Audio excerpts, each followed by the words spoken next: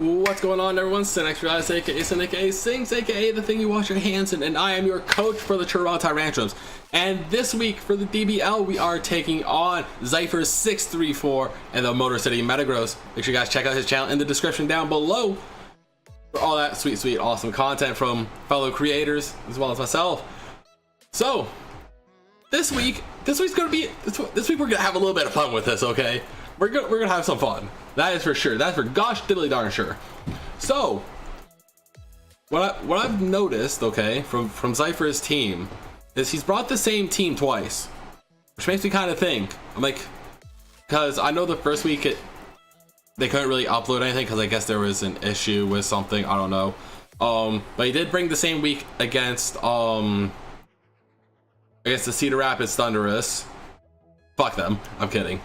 They're all cool. So, and I noticed that he was very heavy focused on his Ninjask. So we're gonna have a little bit of fun with that because I know that he is going to be trying to be as speedy as possible, outspeed literally everything on my team. He's probably going to baton pass into something like, I don't know, Mega Heracross, Terrakion, Blaziken, pretty much anything. He could baton pass into literally anything that he thinks will benefit him. So that's why we are going to be bringing our Mega Gardevoir this time around, and it is going to be a Trick Room set. That's right, I said Trick Room here, ladies and folks.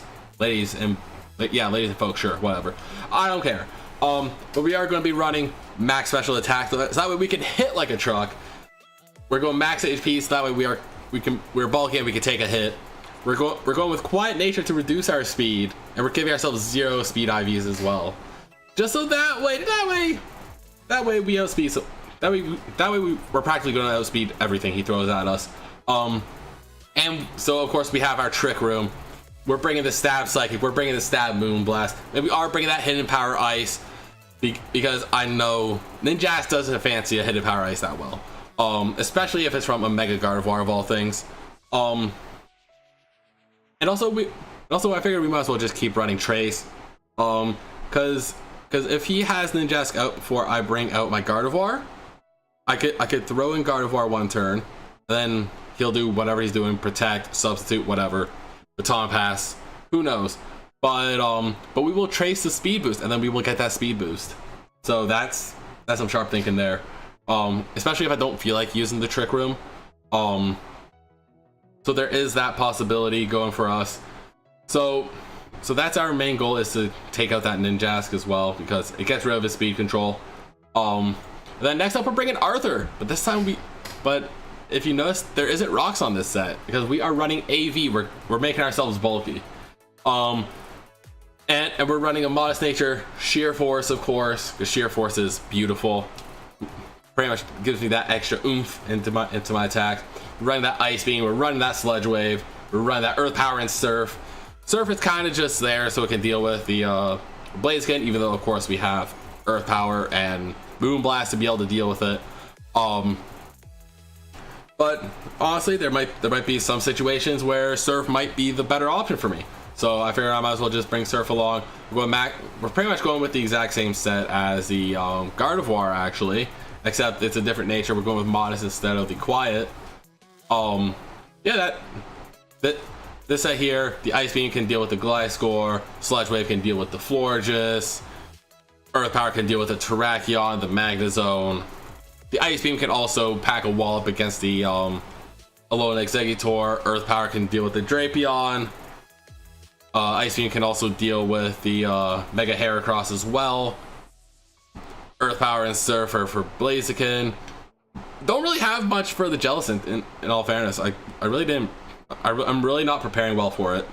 And Necrozma is I'll just hit it really hard, pretty much. That's my plan, to deal with the Necrozma. And next we are bringing Crush, but this time we're being a little bit cheeky here, okay? We're being a little bit cheeky. We're bringing the leftovers. We're making ourselves physically defensive. That means max HP, max defense. We're also giving ourselves just a teeny bit of attack. Just dumping a little bit into the attack. And then we are instead running Torrent because there isn't going to be any rain setting, as you can tell from the set. So I figured Torrent is probably our best option for it, because if we get low enough, Scald will do a lot more. So Scald will have its chance to burn, which is fantastic in my opinion. Because burns, especially from looking at this man's team, it's pretty good if you ask me. It's pretty good. So if you notice, we are running hail, but there is a good reason for the hail, ladies and gents, boys and girls. But you guys will see that at the end. And then we have Rapid Spin in case he tries to bring rocks or whatever. No issue there. And we're also bringing Fake Out, so that way we can just get a little bit of damage. We get that priority as well. So easy peasy lemon squeezy. Next up, for the third week in a row, we are bringing Fluffy the Entei. All right, and it is not meant to be jolly, it's meant to be adamant. There we go. We're running Choice Scarf just like we did the first week. We're bringing that Sacred Fire. We're bringing that E-Speed. We're bringing that Stone Edge. We're bringing that Toxic. If we got Toxic something, best believe we will Toxic it. Especially if we bring Fluffy out and Ninjas can't do anything. Or like, it's not fast enough yet, I guess. Wait, hold on. I'm actually curious on something. I wonder what its base speed is. Base speed is 160. Wow, was not expecting that. I'll be straightforward, I was not expecting it. Does Choice Scarf dub? Oh, it increases at 1.5, so my speed would be, all right, so I have like 100, so it would be like about base 150. So unfortunately I would not be able to outspeed it, but we could keep the pressure on, which would be really good. So there is that. We got some E-Speed going on for priority. We got some Toxic in case there's any tomfoolery needed. Hold on a sec here. There we go. Max attack, max speed. This one obviously isn't really meant for the Trick Room, so we'll have to keep it out of Trick Room until it is done. Got a little bit of Spadef. We're bringing, and our first week of bringing this, hi there, the Hydreigon. We're running the typical choice specs. We're pretty much just running its general set. We're running the Dark Pulse, we got Dracos, we got Flash Cats, we got Earth Power. That's about all that we really need for it. Dark Pulse, Hydreigon is a really good check for Necrozma for sure. We are bringing Flash Cannon in case we are in a tight spot where we have to go up against the Florges. Then we could just Flash Cannon that thing instead. We got the Dracos, of course. Dracos for a little Exeggutor, for anything who won't like that. And then we have Earth Power once again. So that is what it is. And then of course we're running the specs, as I said. Max speed, max special attack, a little bit into the Spadef. And then this is the reason we're bringing Hail, folks. We're bringing Paramore. But of course, instead of Curse Body, I could have hypothetically went Snow Cloak, but I'm not too sure if it would be allowed or not, because it raises evasiveness, and I'm not too sure if that is allowed.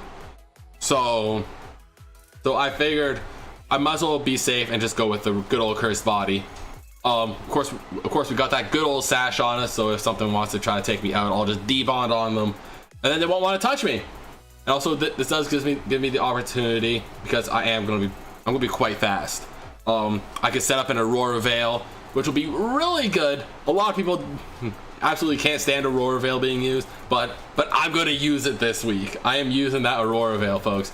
And then while the hail's up, we can click Blizzard, 100% accurate.